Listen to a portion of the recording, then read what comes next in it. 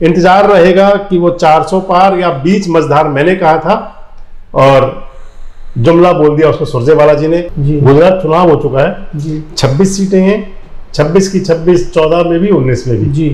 अब क्या लग रहा है? भरूच के बारे में लोग कहते हैं कि आम आदमी पार्टी से अच्छे मुकाबले में है जी। कुछ सीटें वहां पे लोग बताते हैं कि 3, 4, 5 सीट तक मुझे लगता है। आपको भी क्या लगता है? हो सकता है? मुझे लगता है 3-4 सीट पे अच्छा कड़ा संघर्ष है, हो सकता है। एक राजपूत वाला जो मसला चला, ये शुरू असल में गुजरात से हुआ। पूर्वोत्तर के राज्यों में असम, मिजोरम, नागालैंड जी जी, इन सब राज्यों के अंदर भी मणिपुर बहुत इंपॉर्टेंट है जी। इन सब राज्यों में भी जी। असम के अंदर बीजेपी, हालांकि हेमंत बिस्वा शर्मा कह रहे हैं कि क्लीन स्वीप भी कर सकते हैं जी जी। पहली बार यूडीएफ को दिक्कत है जी, लेकिन जो वहां का वोटिंग पैटर्न है जी, वो कुछ और इशारा कर रहा है। सारी लड़ाई दिल्ली को लेके है जी। ये जो 400 पार करनी हो, चाहे उनको 150 पर, सबको दिल्ली चाहिए जी। दिल्ली के 7 सीटें हैं जी। दिल्ली में क्या लगता है? निष्पक्ष व आजाद पत्रकारिता का साथ दीजिए, बेबाक सच के संघर्ष की राह में मेरा साथी बनिए। बहुत आसान है दोस्तों, साथ में दिए QR कोड पर आपका छोटा सा आर्थिक सहयोग भी हमें बड़ी शक्ति देगा। समर्थन करते रहिए बेबाक पत्रकारिता का और जुड़े रहिए हमारे साथ।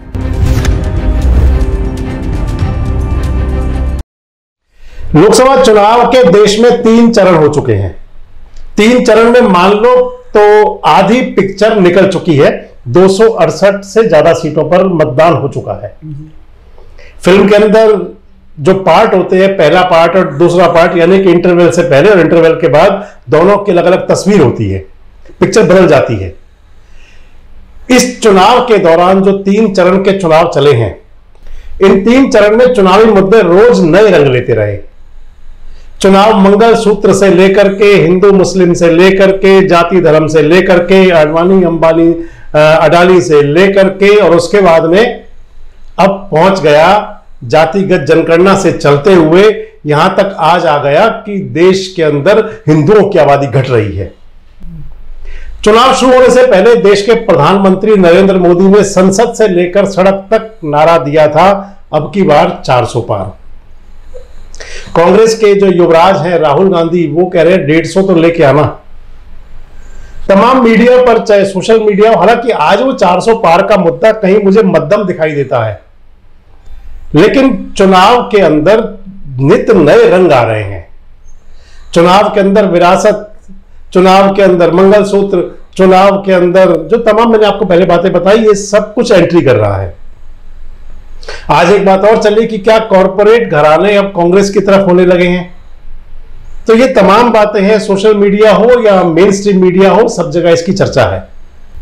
400 पार के नारे में कितना दम है? कांग्रेस वाले कह रहे हैं कि साउथ साफ और नॉर्थ हाफ, ये तमाम बातें चल रही हैं। इन सबको लेकर के कि 400 पार के नारे में कितना दम है, साउथ साफ और नॉर्थ हाफ में कितना दम है, और या फिर देश में क्या होने जा रहा है, क्या बदलाव हो रहा है, तमाम लोग, तमाम विश्लेषक चर्चा करते हैं। हम भी इस बात पर आज चर्चा करेंगे कि आखिर माहौल क्या है। चर्चा में मेरे साथ रहेंगे राजनीतिक विश्लेषक, आप लगातार परिचित हैं ही, देवेंद्र सुरजेवाला जी। और देवेंद्र सुरजेवाला जी की मैंने आपको कई बार बताया, जॉइंट डायरेक्टर हैं सेवानिवृत्त पंचायत विकास विभाग से। सुरजेवाला जी, 400 पार या बीच मझधार? सीधा सवाल। देखिए, ये राजनीति पार्टियां जब चुनाव लड़ती हैं तो हर बार कोई ना कोई अपना एक अलग से नारा देती है, खासकर बीजेपी।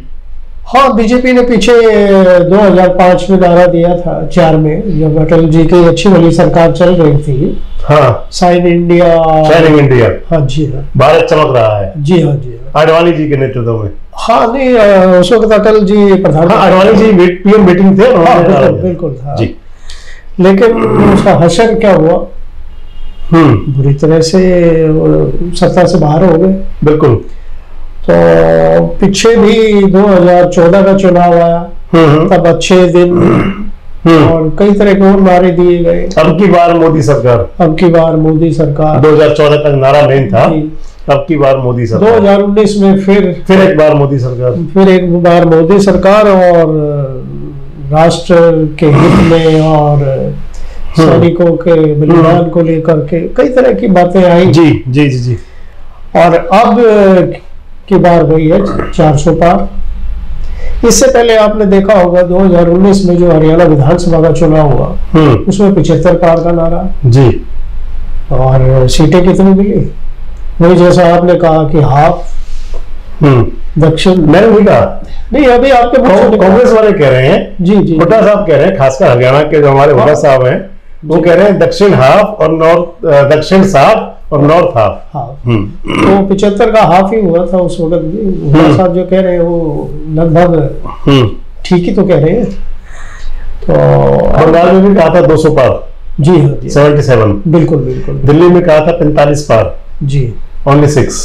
जी जी। तो ये तो अपने को बढ़ा चढ़ा के, वो एक बड़ी कहावत है ना कि तोप का लाइसेंस के लिए अप्लाई करो तो अब जाकर के कहीं पिस्तौल या तलवार मिलेगी। तो वो तो इस तरह का नारा दे करके और लोगों को भ्रम पैदा किया जाए, तो वो तो बिल्कुल आज किसी तरह का जो चुनाव के जो चल रहा है और जैसी माहौल है उसमें नहीं, सामने नहीं आ रहा कि भी ऐसा कुछ संभव हो पाएगा जिसको पार्टी करेगी।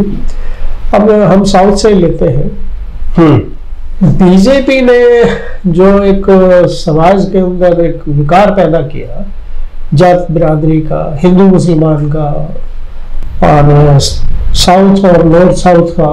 आप जो कह रहे हो बीजेपी ने विकार पैदा किया, कल प्रधानमंत्री कह रहे थे जी। वैसे एक बात है सुरजेवाला जी, आगे बढ़ेंगे जी। ये कांग्रेस वालों को पता नहीं चुनाव में क्या हो जाता है, हर चुनाव में खुद एक मुद्दा दे देते हैं जी। आपको ध्यान हो तो पिछला जब चुनाव था, जी जी जी, उस चुनाव के अंदर जब पहला चुनाव था उसके अंदर वो दिग्विजय सिंह चाय वाला चाय वाला चाय वाला चाय वाला करते रहे, दिग्विजय सिंह थे, बाकी वो अगला चुनाव जो हुआ 2019 वाला, उनमें इन्होंने मोदी जी के बारे में जितना भी बोला वो उनको ऑक्सीजन मिलती रही। जी हाँ, जी हाँ।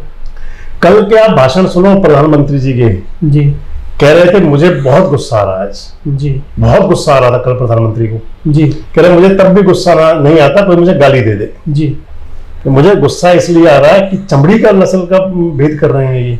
जी। और सैम पित्रोदा के बयान पर कहा उन्होंने, देखिए प्रधानमंत्री जी ने तो खुद कहा था मुझे किलो में गालियां मिलती है, मैं खुश होता हूँ गाली खा के। तोड़ लेते हैं गालियों को। हाँ, वो तो पर वो कह रहे हैं गालियों से तो गुस्सा नहीं आता जी। कह रहे पर जो मेरे देशवासियों को गाली दे रहे हैं मुझे गुस्सा आ रहा है इस बात के लिए। क्यों गाली दे रहे थे भाई आपके सैम पित्रोदा, ये कांग्रेस वाले? नहीं, गाली तो नहीं है, सैम पित्रोदा के अपने विचार थे, पार्टी ने तो उस बात से अपने आप को अलग कर लिया ना। पार्टी में तो आप एक बात रहती है ना, हमेशा आ जाती है बात जी। आपका कोई किसी भी पार्टी को, आपका नेता, आपके पार्टी आप मोहम्मद जाइएगा जी, किसी पार्टी को नेता बयान दे, जी हाँ, जी हाँ, और वो बयान जो देने वाला नेता है वो भी हो जाए, वो भी बड़ा नेता हो, हाँ, उनका नाम हो। अब सैम पित्रोदा कांग्रेस के मुझे लगता है नीति निर्धारक है आज तो नहीं है, इन्होंने जो डिजिटल राजीव गांधी जी के टाइम पर भी थे, उस वक्त मनमोहन जी के टाइम पर भी थे, जो राहुल गांधी के टाइम पर भी नहीं, वो जो डिजिटल इंडिया और ये जो आया था, जो डिजिटल इंडिया मोदी जी कहते हैं आजकल, हाँ, वो सैम पित्रोदा का ही बहुत बड़ा हाथ, उनकी देन थी, उनकी देन थी, मानते हैं बिल्कुल। हाँ, उनका अपना स्फीयर है। देखिए कई बार क्या होता है कि जो ज्यादा वो होते हैं ना इंटेलेक्चुअल्स, उनकी एक अलग ही दुनिया होती है जिसको यूटोपिया कहते हैं, अपने भ्रम में उसमें वो रहते हैं। आम पब्लिक के अंदर समाज में क्या अच्छा क्या बुरा उस बात से वो दूर चले जाते हैं। अच्छा, आपने सैम पित्रोदा का बयान सुना पूरा? पब्लिक में जो उन्होंने कहा आपने सुना कैसे क्या वो? जी सुना। हम अपने दर्शकों को सुनवाते हैं पहले एक बार जी। इस बयान में सैम पित्रोदा ये कह रहे हैं जी कि भारत के अंदर जी अलग जात जो है 75 साल से 70-75 साल से लगभग जी, वो कह रहे हैं कि जो नॉर्थ वाले लोग हैं वो एज ए एंग्लो हैं, गोरे हैं जी, अफ्रीका के लोगों से तुलना कर रहे हैं वो साउथ वालों की, जी, पूरब वालों की तुलना वो कर रहे हैं कि पूरब के लोग ऐसे हैं जैसे चाइनीज और नेपाली। जी, चाइनीज वाला उनका कानून है, और पश्चिम और उसके बाद वो कह रहे हैं कि सब 70-75 साल से अलग अलग विचारधारा के होकर के, अलग अलग मत के होकर के, अलग अलग रंग नस्ल के होकर भी एक इकट्ठे होकर के रहते हैं। जी। इस बयान को कांग्रेस पॉजिटिव भी तो ले सकती थी, ले सकती थी। ये तो शुरू से कहते हैं कि भारत विभिन्न जातियां, तरह तरह के यहाँ पहनावा, तरह तरह की बोलियां, और जितना हमारा वो है वातावरण में जो हमारा ऋतुएं हैं, सर्दी, गर्मी, बरसात, कहीं भी नहीं है। भारत एक गुलदस्ता है। और वैसे भी संविधान भी ये कहता है हमारा कि India is A union of states. आप इसको, हम आगे चले जाएंगे क्योंकि वापस चुनाव वाली बात है ना, आप इसको क्या मानते हो? क्या उन्होंने रंग का, नस्ल का भेदभाव किया है? बिल्कुल भी नहीं है। क्या ये गाली लगती है कहीं से आपको? बिल्कुल भी नहीं। उन्होंने तो यही कहा कि भाई देखिए, इस बात को सच्चाई भी है। एक फिल्म का गाना है, काले गोरे का भेद नहीं, बस दिल से हमारा नाता है, कुछ और ना आता हो हमको, हमें प्यार निभाना आता है। ये गाना है कि तब का है जब देश आजाद हुआ था। उस टाइम बाद के जो देशभक्ति गाने बजते हैं आज भी, उनके अंदर ये वाला पंक्ति आज भी आती है। जी जी।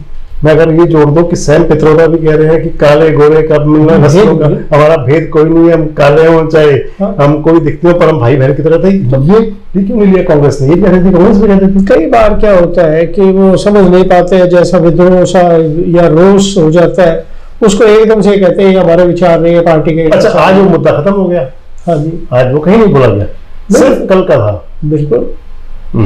तो ये भुनाते हैं ये लोग। अब जैसे मैंने बताया ना, ये गलत नहीं है, गुलदस्ता हर 24 से 48 घंटे में मुद्दा बदल रहा है। जी, देश के जो मुद्दे हैं चुनाव के, वो मुद्दा ही नहीं है। 24 से 48 घंटे बीतते ही मुद्दा चेंज हो जाता है। देखो, मंगलसूत्र आया, आप तारीखें नोट करते जाना जी। जिस दिन मंगलसूत्र आया जी, उसके 48 घंटे बाद वो मंगलसूत्र चला गया जी, मंगलसूत्र में नहीं भूला गया। फिर विरासत आया जी, विरासत चला गया जी। विरासत से पहले आया मटन की मौज, वो भी आया, सावन में चला गया। अब ये कल फिर फिश आ गई उसकी लड़के की, लालू प्रसाद के बेटे तेजस्वी की, मिश जी जी। फिर अखिलेश के बारे में आया, वो मंदिर गया तो धुलाई हो रही है। मतलब क्या है सब कुछ भी नहीं, ये मुद्दा ही नहीं है। ये देश को डुबोने की बातें हैं। कहीं देश के राष्ट्र हित के कोई आगे बढ़त के लिए या कोई ऐसी योजनाओं के बारे में, यही तो दुर्भाग्य है। मुद्दे क्या उठाए जाते हैं कि राम मंदिर बन गया, मुद्दे क्या उठाए जाते हैं हिंदू मुसलमान का सवाल उठ गया। चलो राम मंदिर भी लगातार का मुद्दा नहीं, ये मुद्दा नहीं हो सकता। चलो वो मुद्दा नहीं, देखो इसको गलत हम यूं कहते हैं, हम यूं मुद्दा मानते हैं उनका कि भारतीय जनता पार्टी का आप 1984 से उठा लो घोषणा पत्र, वो गलत था ना। अब संविधान का इस बात का लोग भी तो उसी को चाह रहे हैं ना। लोग तो, मैं ये कहूँ कि जैसा उनको परोसा जाता है। सांस्कृतिक राष्ट्रवाद बीजेपी सबसे पहले कहती है कि सांस्कृतिक राष्ट्रवाद जरूरी है जी, लेकिन लोग उसे पसंद करते हैं। लेकिन खरा तो नहीं उतरे। वही बीजेपी थी जो राष्ट्रवाद के तहत हिंदी को बढ़ावा, स्वदेशी का नारा, कहाँ है? हिंदी को बढ़ावा देते हैं, कहते हैं हिंदी को बढ़ावा देते हैं। आप देखेंगे इनके नेता सारे फर्राटे से अंग्रेजी बोलते हैं। पहनावा देख लीजिएगा। आप स्वदेशी की बात करते थे, ये कहते थे कोलगेट, टूथपेस्ट और ये सारी चीजें फॉरेंस, और ये सारी गलत है, दातुन करिएगा। एफडीआई का बड़ा विरोध था। नहीं, और सारे मसलों को देख लीजिएगा। यहाँ तक कि ईवीएम के लिए हमारे माननीय प्रधानमंत्री जी बड़ा विरोध करते थे। नरेगा, यानी जितनी पॉलिसी है, आधार कार्ड के ऊपर, तो चलिए वो तो अलग मुद्दे हैं कि वो नीति के मामले हैं। लेकिन सवाल ये है कि मुद्दा तो कोई भी नहीं देश के सामने। खैर, चलो आते हैं वापस वहीं। ये तो लोगों को भरमाने के लिए, उलझाने के लिए और उनको भटकाने के लिए ये मंगलसूत्र और ये इनसे क्या देश तरक्की करेगा? वापस आते हैं 400 वाली बात पे जी। आप साउथ की बात कर रहे थे जी। साउथ के राज्यों में 129 सीटें, 129 सीटें जी। तमिलनाडु उसके अंदर जी, कर्नाटक उसमें जी, आंध्र प्रदेश जी, तेलंगाना जी, केरल जी। केरल के बारे में क्या समझते हो आप? 20 सीटें हैं केरल की। बीजेपी का ना तो पहले प्रभाव था, ना आज है वहां पे। आरएसएस की शाखाएं तो बहुत लगती हैं। शाखाएं तो आपके 4 आदमी भी जाके कहीं भी ऑर्गेनाइज कर सकते हैं। वो तो चाहे आप पाकिस्तान में लगा लो जाके जी, मतलब आरएसएस पाकिस्तान में जा सकता है। चलिए खैर, क्यों नहीं। केरल में आप क्या मानते हो 20 सीटों में से? आप कोई एक आ सकती है, दो आ सकती है, चार आ सकती है, मुश्किल है, जीरो मुश्किल है, एक दो कहीं आ जाए तो आ जाए। जी तो 29 सीटें थी पिछली बार, जी इनमें आपने बताया जो जी 25 129 सीटें जो बीजेपी के पास थी, जो जी 25 कर्नाटक में थी और 4 तेलंगाना में थी। जी जी केरल की मैंने आपसे बात की जी। मेरा आकलन भी यही है कि केरल के अंदर बीजेपी जीरो पे भी रह सकती है या मैक्सिमम को एक सीट आ जाए, एक से ऊपर नहीं जाएगी जी। जीरो पे रह सकती है, ज्यादा चांस जीरो। जी हाँ जी तमिलनाडु, जी कन्याकुमारी की सीट थी बीजेपी के पास 2009 में, बिल्कुल एक सीट थी। 2014 में वोट शेयर भी घटा, सीट भी नहीं मिली। जी 2019 में वोट शेयर भी घटा, सीट भी नहीं मिली। 2024 में राम मंदिर का निर्माण जो हुआ, जो प्राण प्रतिष्ठा होनी थी, इससे पहले प्रधानमंत्री जी मंदिर गए, जी साउथ में भी, नॉर्थ में भी, सब जगह गए जी। और साउथ को तो उन्होंने बहुत टच करने की कोशिश की। हाँ बहुत प्रयास किए। उसके बाद, उससे पहले जी जब नया संसद बनाया, संसद भवन बना, जी तो सेंगोल बहुत चर्चा में रहा। हाँ वहां से वो भी तमिलनाडु से, वो भी लेके आए। सेंगोल प्रधानमंत्री की यात्रा, प्रधानमंत्री वाली वो तमिलनाडु वाली वेशभूषा फायदा देगी कुछ? नहीं। 39 सीटें हैं तमिलनाडु में। जी क्या लगता है? कोई सीट नजर नहीं आती। हम करेंगे एक दो सीट कहीं भूल चुके। तमाम समय भी यही कर रहे हैं। जी कर्नाटक, जी कर्नाटक के अंदर जी 25 सीट थी बीजेपी के पास। जी कर्नाटक में दोनों चरण का चुनाव हो चुका है, जी साउथ में सारा चुनाव हो चुका है वैसे। जी तेलंगाना का रह रहा थोड़ा सा बस अभी। हाँ जी आज राहुल गांधी प्रचार करने गए हुए थे। जी कर्नाटक के अंदर जो सीटें हैं 25 मिली थी 29 में से। जी बदलाव ये हुआ है कि कर्नाटक के अंदर जेडीएस के साथ में अब समझौता है, एक तो बीजेपी का, जी हाँ नंबर 1। नंबर 2, कर्नाटक के अंदर दूसरा बदलाव था कि वहां पर सरकार बन चुकी है कांग्रेस की। जी हाँ जी। क्या लगता है फर्क कितना आएगा? कितनी मुझे लगता है बीजेपी घटेगी या बढ़ेगी? घटेगी। अच्छा काफी ज्यादा डेंट होगा। आज 25 सीट थी, मैं बता रहा हूं। 25 सीट थी, आज मुझे तो लगता है 10-12 सीटें ये जो कर सकते हैं। देवेगौड़ा के पोते वाला जो मसला रहा प्रचंडा रेवन्ना का, जी दूसरे चरण के मतदान में क्या लगता है इम्पैक्ट डाला होगा उसने? कुछ क्या तत्कालिक रूप से जो घटना घटती है उसका असर पड़ता है। फादर उसके जेल में पहुंच चुके हैं। जी हाँ जी। दूसरे चरण का चुनाव भी हो चुका है। जी तो आप मानते हो कि 10 सीटों के आसपास? 10-12 सीट 12 सिकुड़ सकते यानी कि 13 सीटों का डेंट लग सकता है यहाँ पर। अब बिल्कुल लग सकता है। बाकी देखिए आप आंध्र प्रदेश में भी कोई सीट मुझे नजर नहीं आती। मैं एक पोर्टल पे पढ़ रहा था, वो लिख रहे थे कि पवन मोदी और चंद्रबाबू नायडू की जोड़ी कमाल करेगी, जगन रेड्डी को पीछे होना पड़ेगा और यहाँ बीजेपी और एनडीए अच्छे फायदे में जा सकता है। देखिए चंद्रबाबू नायडू की जो पहले साख थी वो अब वो वाली बात नहीं है। समझौता भी है वहाँ की लोकल रूल पार्टी और हमने बताया जो क्षेत्रीय पार्टी। बेशक समझौता हो, जो पहले चंद्रबाबू नायडू की जो साख थी ना वो अब नहीं है। चंद्रबाबू नायडू को जेल गए थे जी, ईडी की उसमें आकर के जी, और चुनाव से बाद पहले बाहर आ गए और समझौता भी हो गया।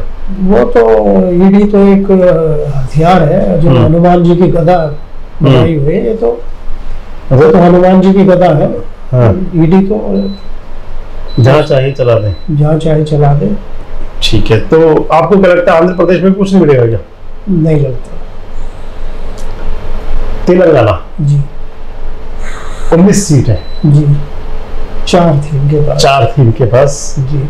अब की बार वहां जो, अगर आप जी, जिसको दरबारी मीडिया क्या करता हूं मैं तो जी जी, वहां देखे तो लगता है कि हैदराबाद की सीट आज तक ओवैसी नहीं हारे, अब कह रहे हैं ओवैसी भी हार सकता है जी।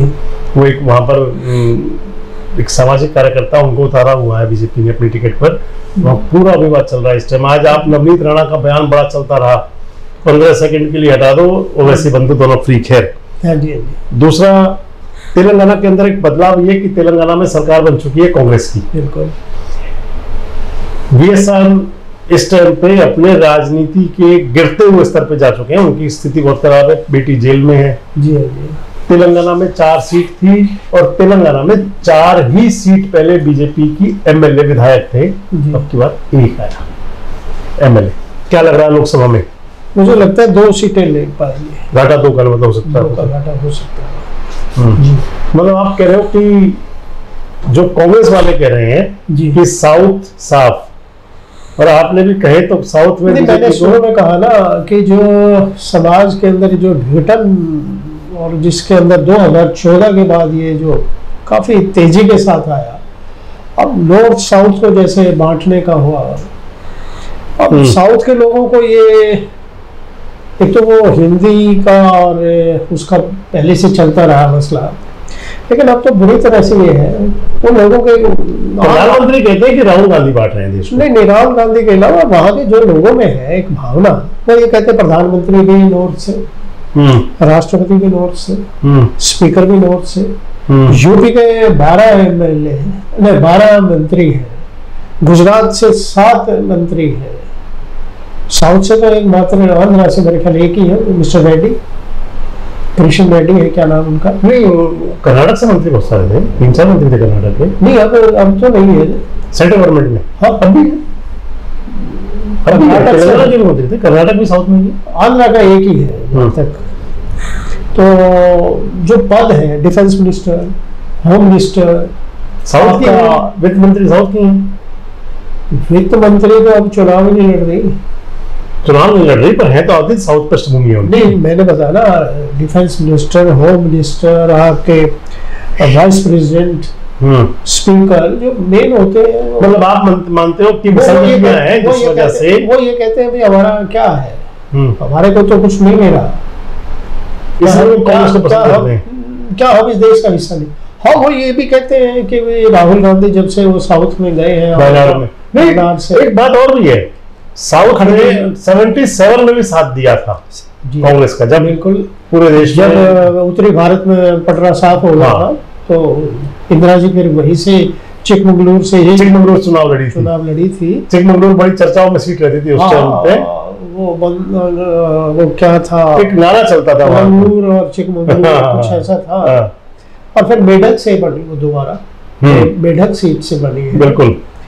तो साउथ में कभी भी बीजेपी ने अपना वो नहीं पाऊं। आप क्या मान रहे हो साउथ की परफॉर्मेंस कांग्रेस की जी जो पिछली परफॉर्मेंस थी उससे भी अच्छी होगी, मतलब उससे बेटर है।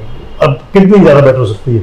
कम से कम भी 30% एक्स्ट्रा होगा, मतलब बिल्कुल। चलिए, मतलब 30% आप मानते हो सीटें कांग्रेस की आएंगी, बढ़ेंगी, और बाकी इंडिया के हाँ बीजेपी घटेगी। अच्छा, बीजेपी पहले से घटेगी। चलो नॉर्थ की स्टेटों में बात करते हैं। हरियाणा के सबसे पहले कर लेते हैं। 10 सीटें थी बीजेपी की, 10 की 10 मिलेंगी या 11 हो जाएंगी? मुझे तो ऐसा लगता है कहीं वो एक मेरे साथी पत्रकार का भी बात हो रही थी। 11 मैंने इसलिए कहा कि एक विधानसभा उपचुनाव इसलिए कहा मैंने। नहीं, वो भी है एक, वो चंडीगढ़ की सीट को भी मानते हैं हमेशा। चंडीगढ़ पंजाब में मान लेंगे, हम नहीं मानते। नहीं, हरियाणा के अंदर मिला ही नहीं आज तक, जब से लेकिन हरियाणा के अंदर ये होता है हम 11 सीट जीतेंगे, वो पूछते कौन सी, एक चंडीगढ़ की। हाँ, ऐसे पंजाब वाले कहते हैं चंडीगढ़। हाँ, एक वो भी कहते हैं। चलिए, अभी वो मेरे पत्रकार साथी बोल रहे थे कि या तो 2 या 9 कांग्रेस की सीटें। तो जैसा आपने कहा ना 10 की 10 पिछली बार भाजपा को थी, तो जैसा माहौल चल रहा है तो 5-6 सीटों पर तो कांग्रेस का बढ़त इस वक्त नजर आ रहा है। लोग ये दो वाली पकड़ते हैं कि या तो अगर बीजेपी को, वो मेरे एक साथी ने कहा था कि जो आपके साथी ने, मैं वही पकड़ रहा हूँ। हरियाणा की चर्चा आपके साथ मित्रों दोबारा करेंगे, अगले वीडियो में स्पेशल हरियाणा की बात करेंगे। हरियाणा के आप हमारे दर्शक हैं, हरियाणा का आपको अलग से बताएंगे। लेकिन अगर 2 है तो 8 का नुकसान, 9 है तो 9 का नुकसान। अगर वो कह रहे हैं कि 2 मिल सकती है कांग्रेस को, तो फिर बीजेपी को 8 का नुकसान। नहीं, ये तो मान के चलिएगा कि इस वक्त 5 सीटों पे तो कांग्रेस की बढ़त आ चुकी है, और लोग ये भी कह रहे हैं कि 7 सीटों तक ये जा सकती है। हरियाणा की चलो सीटों के बाद में बात करेंगे, बड़ी बड़ी सीटों की बात करते हैं। यानी मतलब बीजेपी को 4-5 सीटों का तो घाटा है, हरियाणा में घाटा नुकसान है। पंजाब में भी इसी तरह से, पंजाब में 2 सीट थी बीजेपी की, तो अब लोग 1 कह रहे हैं, वहां पर 1 आ जाए तो आ जाए, नहीं तो नहीं भी मुश्किल है। वो भी सनी देओल को और उसको मिल गई थी। हाँ, अब शायद वहाँ 13 सीटें हैं पंजाब में, 13 सीटें हैं, और 13 में से तो पंजाब में कोई इजाफा कोई नहीं होगा। अब राजस्थान को लीजिए, राजस्थान में होते हैं जी 25 सीटें, 25 की 25 थी, 14 में भी और 19 में भी। अब की बार नहीं है, 25 की 25। कितना डेंट लग सकता है? मेरे हिसाब से 6-7 सीट तो कांग्रेस को जा रही है। लोग 7-8 भी कहते हैं। लोग तो 15 भी कह देते हैं, लोगों को इतना मुझे नहीं लगता। 5-6 सीटें जा सकते हैं आपको लगता है? बिल्कुल 6 सीट कांग्रेस को जा सकती है राजस्थान में, यानी 6 सीटों का घाटा हुआ। यूपी 64 सीटें थी, 62 बीजेपी के पास और 2 अपना दल की, जी मिलाकर के दोनों का एनडीए मिला के तो एनडीए की तो मेरे ख्याल 64 थी जी। 10 बीएसपी की थी, 5 समाजवादी पार्टी की और 1 कांग्रेस की रायबरेली। जी जी तो 16 ये थी और 64 उनके पास थी टोटल। जी क्या लग रहा है, कुछ बताइए कांग्रेस में, या एक भी चली जाएगी हाथ से? नहीं, मुझे नहीं लग रहा कि बीजेपी कोई ज्यादा अच्छी परफॉर्मेंस दिखा पाए। 64 से प्लस होगी एनडीए और बीजेपी, या डाउन? मुझे लगता है 55-60 बीजेपी रहेगी यूपी में। तो हमारे आसपास बहुत ज्यादा, हालांकि बीजेपी ने पूरा जोर यूपी पे लगाया हुआ है और दारमदार उसका यूपी पे ही है। उनका मानना भी यही है कि अगर यूपी में सीटें घटती है तो सरकार जा सकती है। तो आपको लगता है यूपी में घटेगा? यूपी में बढ़ने के तो आसार है नहीं, 60 के आसपास सभी सीटें मान के चलते हैं। बिहार में नेचुरल है कि एक ही सीट बाहर थी और 39 किशनगंज थी सिर्फ बीजेपी कांग्रेस के पास, बाकी 39 सीटें थी एनडीए के पास थी। कम से कम आधा नुकसान, लोग तो ज्यादा भी कहते हैं, तो सीटें वहां भी घट रही है। जो मेन स्ट्रीम मीडिया है उसको, जो तमाम सर्वे करते हैं चैनल, वो बोलते हैं कि 7 सीटों तक लॉस हो सकता है एनडीए को। 7 सीटें एनडीए को, इंडिया को मिल सकती हैं। आप कह रहे हो आधा जी, तो मतलब 7 तो कम से कम मान के चलिए। इस वक्त नीतीश नहीं, वो निष्क्रिय कुमार हो रहे हैं। निष्क्रिय कुमार हो चुके नीतीश कुमार, बिल्कुल। तो नामन साझा कर रहे हैं, अलग चल रहे हैं, बिल्कुल जी। अच्छा, मुझे ऐसा लगता है कि बिहार को लेकर खासकर, जैसे एक बार नीतीश बाबू के साथ किया था बीजेपी ने जी पिछले चुनाव में, जी जी, अब की बार वो नीतीश दोहरा रहे हैं, मुझे लगता है वहां पर। हाँ, हो सकता है, क्यों नहीं, राजनीति में सब संभव है, सब संभव है। और नीतीश भी सोचते हुए आखिरी चुनाव है, बिल्कुल निपटा लो निपट लो। हाँ, नहीं है उनका। महाराष्ट्र में काफी उलटफेर होने जा रहा है, और जैसा कि वहां से ग्राउंड रियलिटी रिपोर्ट्स जो सुनने को मिल रही है, तो बीजेपी को खासा नुकसान महाराष्ट्र में। 48 सीटें है, 48 सीटें बड़ी सीट है। तमिलनाडु, महाराष्ट्र, बंगाल का बता दें, पश्चिम बंगाल में तकरीबन वही रहेगा। बढ़ भी सकती है बीजेपी की सीटें, मुझे लगता है। सीट बढ़ जाए तो बढ़ जाए, इससे ज्यादा। यूपी के बाद मुझे बिहारी स्टेट, बंगाल स्टेट ऐसा लगता है, वेस्ट बंगाल। हालांकि जो वहां पर जो था एक संदेश खाली में तो कोई मैसेज है नहीं, उसी को उछाला था। बाकी संदेश खाली का मैसेज और संदेश खाली से बाहर जरूर है। संदेश में तो खाली है, संदेश ही खाली हो गया, पर सीटें कुछ बढ़ सकती है, मुझे लगता है कुछ बंगाल में 2-3 सीटें हो सकता है, फायदा हो, इससे ज्यादा तो नहीं। कोई इतना नहीं है कि भी बड़ा क्रांतिकारी वो हो। 2-3 सीट बढ़ सकती है। मध्य प्रदेश 30 सीटें हैं जी, 1 सीट थी पिछली बार भी कांग्रेस के पास जी।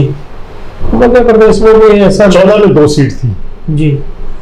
अब तो ऐसा नहीं लगता कि वो दोहरा पाएगी बीजेपी, तो कम से कम भी 2-3 सीटों का तो वहां भी नुकसान हो रहा है। ऐसा बताते हैं कि वो गुना में भी फंसे हुए हैं जी, ज्योतिरादित्य जी। कमलनाथ के बेटे चुनाव जीतने की तरफ अब भी हैं जी। राघवगढ़ से जो दिग्विजय सिंह चुनाव लड़ रहे हैं, दिग्विजय सिंह भी सीट निकालते फाइट कर रहे हैं, कुछ फाइट तो कर रहे हैं अब की बार जी जी जी। अच्छा, एक चीज बड़ी गजब हुई है जी, क्षत्रिय मतदाताओं में, राजपूत मतदाताओं में जाने क्यों कुछ विरोध है बीजेपी को लेके। आज सुरेशपाल लम्बू ने रिजाइन दे दिया जी। हाँ जी, करनी सेना के नेता थे और बहुत उग्र रहते थे हमेशा, पर रिजाइन दे दिया चुपके से और कह दिया क्षत्रिय समाज की उपेक्षा हो रही है। देखिए, उपेक्षा तो सबको जो वो दिया था ना इन्होंने, सबके हाथ में लड्डू और अच्छे दिन, वो कहीं नजर नहीं आया सबको, अपना देख के सब लड्डू खिंड गए। हाँ, लड्डू को जो ना भोरे कहते हैं ना, लड्डू खिंड जाता। गुजरात मोदी जी का स्टेट जी, सूरत की सीट बिना लड़े जीत ली जी। ऐसा तो इंदौर में भी किया। इंदौर तो फिर भी चलो इलेक्शन तो हो रहा है, सूरत में तो वोट ही नहीं पड़ा जी। गुजरात चुनाव हो चुका है जी, 26 सीटें हैं, 26 की 26, 14 में भी 19 में भी जी। अब क्या लग रहा है, भरूच के बारे में लोग कहते हैं कि आम आदमी पार्टी से अच्छे मुकाबले में है जी। कुछ सीटें वहां पे लोग बताते हैं कि 3, 4, 5 सीट तक मुझे लगता है। आपको भी क्या लगता है, हो सकता है? मुझे लगता है 3-4 सीट पे अच्छा कड़ा संघर्ष है, हो सकता है। एक राजपूत वाला जो मसला चला, ये शुरू असल में गुजरात से हुआ जी। राजपूतों वाली बात जो पुरुषोत्तम रूपाला ने शुरू की जी, और उनके साइड से जो बयान शुरू हुआ, और उसने लगा लो कि वो गुजरात से चल के और वाया यूपी, राजस्थान, आज हरियाणा के, फिर वही दोहरा रहा हूँ, अम्बू जी भी रिजाइन दे गए। देखिए ये देश का दुर्भाग्य है कि इस तरह से जात बिरादरी को और इस तरह से बढ़ावा तो 2014 के बाद से मैंने कहा ना, और ज्यादा तेजी के साथ इसको फैलाइए या फैलाया गया। अब हरियाणा में देख लीजिएगा, राजस्थान में देख लीजिए, मीणा वर्सेस गुज्जर, सब जगह बिल्कुल ठीक बात है, पटेल और दूसरे, हरियाणा में जाट, नॉन जाट, छत्तीसगढ़ इशू, छत्तीसगढ़ जी, वहां का क्या लगता है चुनाव? छत्तीसगढ़ में भी बराबरी से क्या लगता है, मतलब बीजेपी कम लूज करेगी? हाँ, पर 11 सीटें थी, 11 सीटें थी, जो पहले वाली स्थिति वहां नजर नहीं आ रही। कुछ सीटें वहां भी कम। छत्तीसगढ़ के अंदर एसटी मुख्यमंत्री दे दिया उन्होंने, आदिवासी। वो तो हरियाणा में भी दिया है, ओबीसी से। हरियाणा में तो एक अलग ही कहावत है, मैं आपको दिल्ली का एक उदाहरण देता हूँ बीच में जी। दिल्ली में बीजेपी की सरकार थी तो मदन लाल खुराना मुख्यमंत्री हुआ करते थे जी। मदन लाल खुराना को हटाया और बीच में बना दिया मुख्यमंत्री साहिब सिंह वर्मा को। खुराना हटाए तो पंजाबी नाराज हो गए। जी हाँ जी हाँ। उसके बाद साहिब सिंह वर्मा बनाए जी। फिर साहिब सिंह वर्मा हटा दिए, वो वापस कॉलेज लाइब्रेरी में पहुंच गए जी। जाट नाराज हो गए, तो मेरे ख्याल सुषमा स्वराज, फिर सुषमा स्वराज बनाई। जी हाँ, फिर उसको हटा दिया। सुषमा स्वराज में तो चुनाव हुआ। हाँ जी। और सुषमा स्वराज के टाइम का मुझे एक नारा ध्यान है सुषमा स्वराज जी का। सुषमा जी के साथ में हमारा हरियाणा का, जी, लोग पलवल की बेटी कहते थे, वो हमारा बेटी कहते थे, खैर पर मैं हरियाणा को जोड़ता हूँ। हरियाणा वालों को लगाव रहा है सुषमा जी के साथ में जी। और सुषमा जी उस टाइम कहा करती थी कि दिल्ली रात को सोएगी, हम जागेंगे ताकि सुरक्षित रहे। जी। 3 मुख्यमंत्री बदले थे, आज तक बीजेपी वहां वेटिंग में है कि कोई अच्छे दिन आ जाएं। जी जी जी। हरियाणा में ऐसे दिल्ली में सरकार पहली बार बनी थी जब दिल्ली अपना राज्य हुआ, चुनाव होने शुरू हुए जी, तो खुराना जी पहली बार के मुख्यमंत्री थे। उसके बाद में 3 बार शीला बनी, फिर 3 बार बाबू अरविंद बन रहे हैं। जी जी। हरियाणा के अंदर पहली बार सरकार बनी, मनोहर लाल जी को लेके आए, उन्होंने अपने भांजे भांजियां खूब हरियाणा में इकट्ठे किए। जी जी जी। खूब बनाए, उनकी बुलेट लेके आए, बुलेट की चाबी उनकी ले ली मनोहर लाल जी ने, मनोहर लाल जी से मोदी जी ने, और कह रहे हैं इनको जहाज में बिठा के घुमाएंगे। जी। नायब सिंह सैनी आ गए। मेरी जो जानकारी है, इस अलग बता रहा हूँ, कभी अलग वीडियो में करेंगे जी। मनोहर लाल के हटने के बाद पंजाबी समाज नाराज है। हाँ बिल्कुल है। तो जो मैं बता रहा था आपको, जो आपने कहा कि मैंने वो छत्तीसगढ़ का कहा आदिवासी मुख्यमंत्री, आपने हरियाणा कह दिया बीसी। नहीं, वो उससे कोई फर्क नहीं पड़ता। इनसे फर्क पड़ता है कि नहीं पड़ता? वैसे नहीं, ज्यादा नहीं पड़ता। बंदे में दम तो हो। नहीं, बंदे में दम तो हो। नायब सिंह जी के साथ तो बेचारा ये चल रहा है, मनोहर लाल जी का सिर मुंडाते ही ओले पड़ने शुरू हो जाते हैं। कभी उनके खिलाफ हाई कोर्ट जा रहे हैं, कभी मंत्रिमंडल के खिलाफ हाई कोर्ट जा रहे हैं, कभी उनका चुनाव रोकने के लिए हाई कोर्ट जा रहे हैं। वो सब चल रहा है। ऐसा है कि आप थोपा हुआ, और वो भी जो कुछ तो आदमी में थोड़ा सा तो अपने अंदर दम तो हो। चलिए, खाली दम नहीं होकर समापन पर आते हैं इसके। पूर्वोत्तर के राज्यों में असम, मिजोरम, नागालैंड, जी जी, इन सब राज्यों के अंदर भी मणिपुर बहुत इंपॉर्टेंट है जी। इन सब राज्यों में भी जी जी। असम के अंदर बीजेपी, हालांकि हेमंत बिस्वा शर्मा कह रहे हैं कि क्लीन स्वीप भी कर सकते हैं। जी जी। पहली बार यूडीएफ को दिक्कत है जी, लेकिन जो वहाँ का वोटिंग पैटर्न है जी, वो कुछ और इशारा कर रहा है। आपको क्या लगता है? कुछ अगर आपको नॉर्थ ईस्ट का जो वोटर है या जो स्टेट है, खासकर असम या नॉर्थ ईस्ट, सारा नॉर्थ ईस्ट पूरा ही, वो एक्चुअली केंद्र को देखता है एड, और उसी के हिसाब से फाइनेंशियल एड, तो वो रुझान को देख के भी वोटर वहाँ का वोट डालता है। तो वहाँ का एक तो सीटें कम है, और दूसरा वहाँ कोई ऐसा नहीं है। मणिपुर का मुद्दा अगर उठे, उसका मणिपुर में भी है, मेघालय में भी है उसका प्रभाव, तो वो एक बड़ी बुरी नागालैंड तक, वहाँ तक सारी जगह, तो वो एक बड़ी बुरी दुर्घटना हुई। और जिसका मैं कहूँ कि वो मूल छिपाने के लायक भी नहीं हो, तो उसका प्रभाव तो देखिए पड़ेगा ही, नेचुरल है। तो उससे कोई बीजेपी को कोई बढ़त तो मिलने से रही, यथास्थिति बनी रहे, वही बहुत है। हमने सारी बातें कर ली, नॉर्थ ईस्ट की कर ली, ईस्ट की कर ली, साउथ की कर ली जी, उत्तर भारत की कर ली। अब आ जाता है मामला कि 400 पार। अब आते नहीं, सारी लड़ाई दिल्ली को लेके है जी। ये जो 400 पार करनी हो, चाहे उनको 150 पर, सबको दिल्ली चाहिए जी। दिल्ली की 7 सीटें हैं जी। दिल्ली में क्या लगता है? दिल्ली का ये ट्रेंड रहा है, या तो 7 के साथ इधर या उधर। अच्छा, हाँ बिल्कुल यही रहा है। 2009, 2004, 7 के साथ पहले यही रहा है। हाँ। दूसरा, दिल्ली का एक और भी था कि दिल्ली ट्रेंड सेटर भी माना जाता था। दिल्ली में जिसकी सीटें ज्यादा, ये लगता था कि सरकार उसकी बनेगी। और खासकर नई दिल्ली जो सीट थी, वो बिल्कुल ये होता था कि जिस पार्टी को नई दिल्ली की सीट जीतेगी, पिछले समय से सरकार उसकी बनती आई थी। ये पहले होता रहा है बिल्कुल। तो दिल्ली तो भारत का दिल है। तो आज दिल्ली में बीजेपी को जैसा सोच है, उसके मुताबिक मैं नहीं समझता कि दिल्ली में 7 सीट ये ले पाएंगे। केजरीवाल का चाहे इश्यू कितना बड़ा ना हो, लेकिन फिर भी आम आदमी को एक धारणा बन चुकी है कि भी ये बदले की भावना, और चुनाव के समय उससे पहले इतना समय क्यों दिया? ठीक बात है, पहले कर लिया होता कार्रवाई। ये तो ये है कि बिल्कुल चुनाव होगा। मतलब दिल्ली केजरीवाल जी को जमानत हो जाती है, तो मैं समझता हूँ कि और भी झटका लगेगा बीजेपी को। 7 सीट बहुत ही आने वाली। आप कह रहे हो दिल्ली 7 नहीं आएंगी जी?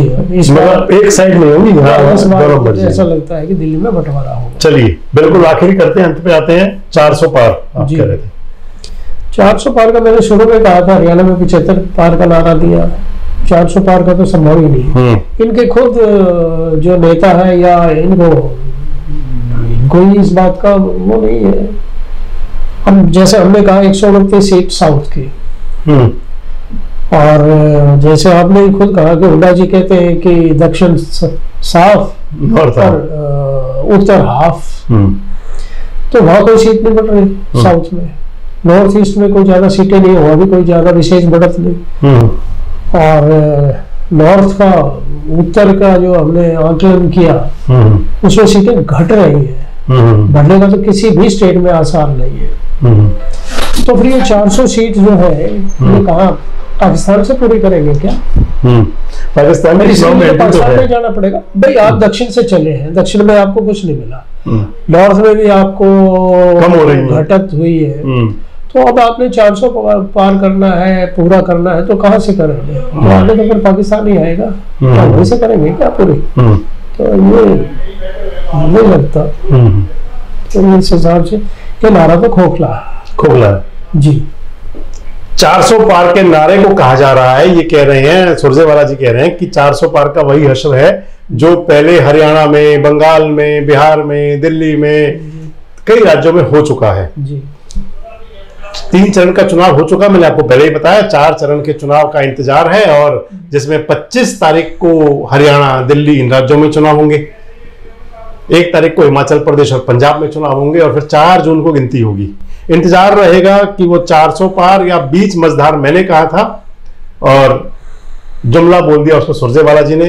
वो बीच मझधार होती है, वह जुमला होता है, और या फिर वो 400 पार हो ही जाते हैं।